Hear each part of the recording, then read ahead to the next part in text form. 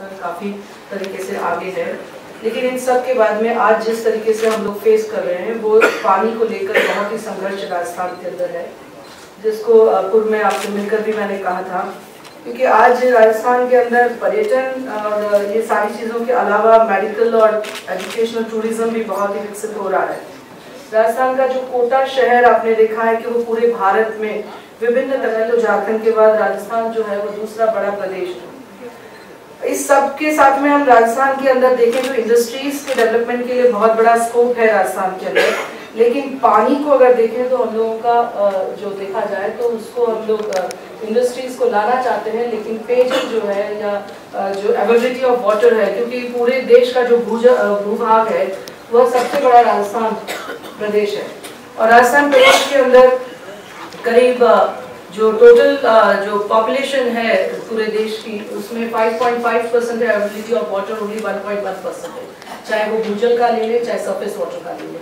तो इस तरीके से जो राजस्थान के अंदर अगर विश्व में पर कैपिटा पर एनम पानी की उपलब्धता को अगर देखते हैं तो 2000 घन मीटर है, और देश के संदर्भ में अगर इसे देखें तो 1700 घन मीटर है, लेकिन राजस्थान के परिप्रेक्ष्य में अगर देखते हैं तो मात्र 650 घन मीटर पानी ही हम लोगों को उपलब्ध है।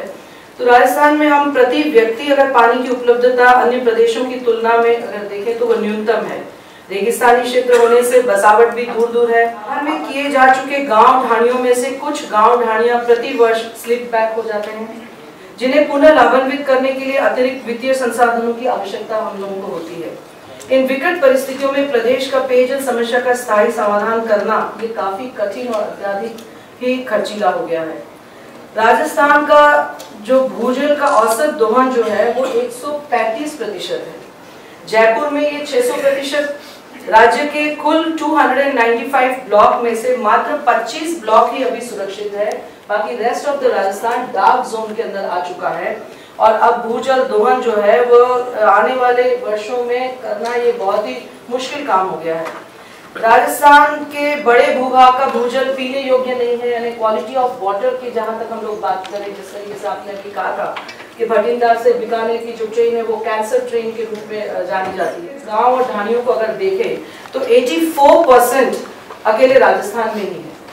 इसी तरीके से अगर हम लोग फ्लोराइड का जो अफेक्टेड गांव और ढाणियों में देखें तो पूरे देश के कुल 54% जो है वो राजस्थान के अंदर अफेक्टेड एरिया। आरओ प्लांट हर वर्ष लगाना ये तय किया है, जो कि राज्य सरकार के द्वारा लगाया जा रहा है। इसी तरीके से हम कुछ CSR के अमाउंट से भी हम लोग ये आरओ प्लांट की तरफ जा रहे हैं, और इस आरओ प्लांट का लगने शुरू हो चुके हैं राजस्थान में, और इसमें हम लोगों को ये जो 10 पैसे प्रति लीटर इसमें हम लोग पेयजल उपलब्ध करा रहे हैं, और ये काफी सफलतापूर्वक राजस्थान के अंदर चल रहा है। ऐसे ही हम लोग अगर ये देखें तो टोटल जो हैबिटेशंस राजस्थान में है वो लगभग 1,21,133 हैबिटेशंस राजस्थान में, और सरफेस वाटर से जितनी जुड़ी हुई है उसको देखें तो मात्र कभी कुआं है वो कुआं सूखता जा रहा है। अब पानी की पाइपलाइंस लगा दी, टंकी बना दी, सब कुछ हो गया, लेकिन जब कुआं सूख गया तो वो सस्टेनेबिलिटी उसकी खत्म हो गई। और इसी तरीके से ट्यूबवेल्स हैं तो वो भी दिन प्रतिदिन जो सूखते जा रहे हैं। इसलिए ये जो 52% हैबिटेशंस है जो रीजनल स्कीम से जुड़े हुए हैं, लेकिन उसके बाद में भी हम चाहते हैं कि सरफेस वाटर से हम जितना ज़्यादा से ज़्यादा राजस्थान की जनता को जोड़ सकें वहाँ पे पिलाने के लिए पानी। और अभी भी ये कहते हुए मुझे बड़ा दुख होता है कि 44% हैबिटेशंस अभी भी ऐसे हैं जो तालाब, बावड़ी और आदि वर्षा के जल के ऊपर ही आधारित है। अगर बारिश अच्छी हो गई तो वहाँ पे पानी आ जाएगा, और बारिश अच्छी नहीं हुई वहाँ से पानी को अगर लेकर जाना भी पड़े, ट्रांसपोर्ट भी करना पड़े, अगर 20 किलोमीटर 25 किलोमीटर की भी लाइन डालनी पड़े तो सरफेस वाटर से जोड़ना चाहिए। तो हमने इस पर ड्रिंकिंग वाटर ग्रिड हमने बनाया है राजस्थान में, जिस ड्रिंकिंग वाटर ग्रिड के माध्यम से हम जहाँ पानी उपलब्ध है वहाँ से जहाँ पानी स्कैर्सिटी है वहाँ पर उस पानी को पहुँचाने का काम हम कर रहे हैं, और उसकी पूरी योजना हमारी बन चुकी है। उस योजना को हमने आप तक प्रेषित भी कर चुके हैं। इसलिए ये एक हम लोगों का अपने आप में हमने इसके अंदर काम करना शुरू किया है। जिस तरीके से आपकी मंशा थी कि राजस्थान के अंदर हम लोग जो पानी है उस पानी को हम लोग कैसे बचा सकें, रेन वाटर हार्वेस्टिंग कैसे कर सकें, तो इसके बारे में भी हम लोगों का काम चल रहा है। राजस्थान वर्षा जल के संरक्षण के प्रति बहुत जागरूक है, और जल ग्रहण के केंद्रीय योजनाओं के अतिरिक्त PhD विभाग द्वारा भी जल संरक्षण अवेयरनेस के क्षेत्र में काम किया जा रहा है। शहरी क्षेत्रों में 300 वर्ग मीटर से अधिक कि जो भी भवन है उनको रेन वाटर हार्वेस्टिंग के लिए उन्हें कंपलसरी किया है। उनको परमिशन ही तभी मिलेगी जब वो रेन वाटर हार्वेस्टिंग का उसके अंदर प्रोविजन रखेंगे, तो ही उन लोगों को हम परमिशन दे रहे हैं, अदरवाइज नहीं।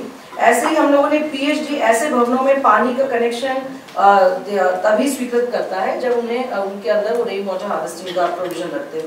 और हमने village water and sanitation committee का गठन किया है, जिसके माध्यम से हम आम जन में जल संरक्षण के प्रति जागरूकता उत्पन्न करने का भी कार्य कर रहे हैं।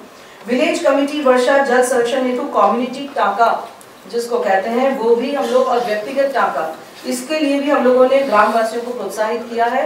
और नरेगा के तहत हम लोगों ने अकाल राहत कार्यों में फार्म पॉन्ड वगैरह को भी प्राथमिकता दी है। तो ये हम लोग कर रहे हैं। इसके अलावा जिस तरीके से आपने अभी अपनी बात में कहा कि क्यों ना हम हर ग्राम पंचायत में एक ऐसा वॉलंटरी एक व्यक्ति को करें जो कि पानी के संदर्भ में जागरूकता लेकर आए उस ग्राम पंचायत में, उसमें भी हमने वर्क किया है।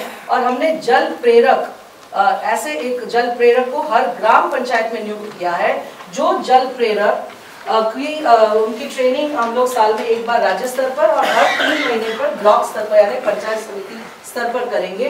और वह जल प्रेरक को हम गवर्नमेंट की तरफ से कोई पेमेंट नहीं करें, लेकिन एक उसको एक सम्मान उस तरीके से या कि वह पेयजल के संदर्भ में कोई भी समस्या है तो वो उसे ला सकता है। अगर पाइप का लीकेज है या हैंडपंप खराब है या कुछ और पेयजल की स्कीम्स है तो उसके संदर्भ में वो उसकी जागरूकता रखे और लोगों को पानी बराबर से मिल सके, उसके बारे में तो उसे हमने चले। हमारा ये है कि हम आपसे ये विश्वास चाहते हैं कि हम आप हमें पूरा विश्वास दें हम लोगों को, पूरा राजस्थान को। जो राजस्थान मैंने देखा है कि बहुत सारे स्टेट्स के अंदर, क्योंकि आपकी जो NRDWP जो स्कीम्स है उसके अंदर जो पैसा 1200 करोड़ जो आपने दिया है, 1288 करोड़ जो दिया है, उसमें 70% से ज्यादा पैसा हम खर्च कर चुके हैं। और उसके बाद में भी अब हम लोग ये कह रहे हैं कि हम 2015 तक आप 1050 करोड़ और हमें दे दें तो वो भी हम लोग पूरा खर्च कर लेंगे। इसलिए आप हम लोगों को उपलब्ध कराइए। जो स्टेट कुछ नहीं खर्चा करें, राजस्थान ऐसा प्रोग्रेसिव स्टेट है, क्योंकि मैं ये कहूँगी कि राजस्थान की जो माननीय मुख्यमंत्री है वो बहुत डायनेमिक है। उन्होंने ऐसे निर्णय किए हैं। अभी जब हम सैनिटेशन की यहाँ पर बात कर रहे थे तो सैनिटेशन के अंदर हमारे यहाँ पर पंचायत के अभी चुनाव वर्तमान में चल रहे हैं और इन पंचायत के चुनाव में उन्होंने ये बाध्य कर दिया कि वही व्यक्ति को चुनाव लड़ सकेगा जिसके घर में शौचालय होगा। यानी ये जो बाध्यता करी उसके बाद आपकी बात चाहती है कि सब घर में शौचालय बने और हम लोगों ने ये लक्ष्य को लिया है 2017 और 2018 तक हम लोग इसको पूरा कंप्लीट करेंगे और इसमें हम लोग सभी घरों में शौचालय हो जाए, इसके बारे में हम लोग दृढ़ संकल्पित हैं। और राजस्थान के अंदर हमने और भी कुछ ऐसे स्टेप्स लिए हैं जिसको मैं कहना चाहूँगी और अन्य स्टेट्स के मिनिस्टर्स क्योंकि यहाँ पर बैठे हैं कि राजस्थान जो एक प्रगतिशील प्रदेश के रूप में इसलिए आया कि राजस्थान में हमने अनिवार्य की है एजुकेशन की भी इसके साथ जोड़ दिया है। पंचायत चुनाव के साथ में जो 8वीं पास होगा वही सरपंच का चुनाव लड़ सकेगा, जो 10वीं पास होगा वही पंचायत समिति और जिला परिषद का चुनाव लड़ सकेगा। तो इससे ग्राम पंचायत के द्वारा जो पेयजल की स्कीम आनी चाहिए उसमें एक पूर्व में स्वजल धारा योजना चलती थी, जिस स्वजल धारा योजना में 10% पैसा गांव के लोग इकट्ठा करते थे, 90% केंद्र सरकार देती थी। लेकिन उस योजना को कुछ समय पहले बंद हो चुकी है, तो हम चाहते हैं कि वो योजना फिर से शुरू हो ताकि जो पब्लिक पार्टिसिपेशन जो हम चाहते हैं इन योजनाओं के अंदर वो पब्लिक पार्टिसिपेशन इस तरीके से आएगा कि गांव के लोग 10% पैसा अगर इकट्ठा करेंगे तो उनकी खुद का एक अपना इंटरेस्ट रहेगा कि हमारी ये योजना अच्छी तरीके से चले, क्योंकि उनका 10% पैसा उसमें लगा है और केंद्र सरकार उसमें 90% पैसा देगी। तो ये योजना बहुत ही अच्छी तरीके से हम लोग कर सकेंगे। और हम चाहते हैं माननीय मंत्री जी कि आपकी जो आशाएं हैं उस आशाओं पे हम लोग खरे उतरे। हम लोग बहुत अच्छी तरीके से पेयजल के अंदर आगे बढ़ना चाहते हैं और आपका निरंतर हम लोगों को कॉपरेशन मिलता रहता है। मैं उसके लिए भी आपका बहुत बहुत थैंक्स देना चाहती हूँ आपको। और निश्चित रूप से हम लोग आने वाले समय में राजस्थान को स्वच्छ भारत मिशन के अंदर भी जिस तरीके से आपने कहा कि हम ODF इंडिया 2019 में करेंगे, हम राजस्थान को भी ये करना चाहते हैं। साथ ही हम लोग राजस्थान को आगे बढ़ाएंगे और आपके प्रेरक जो शब्द है वो हम लोगों को सबको प्रेरणा दे रहे हैं कि हम लोग आने वाले समय में कुछ अच्छा काम करें। लेकिन जो सपोर्ट जो चाहिए वो फाइनेंशियल सपोर्ट, क्योंकि काम हम करना चाहते हैं लेकिन जो फाइनेंस की जो थोड़ा बहुत कृपा राजस्थान के ऊपर विशेष रूप से रहे, क्योंकि राजस्थान की परिस्थितियां मैंने अभी आपके सामने रखी है, उसको देखते हुए ये आपका सहयोग हम लोगों को मिलेगा। यही सी आशा के साथ में मैं अपना वक्तव्य यहीं समाप्त करती हूँ। मुझे बोलने का अवसर दिया उसके लिए बहुत बहुत धन्यवाद।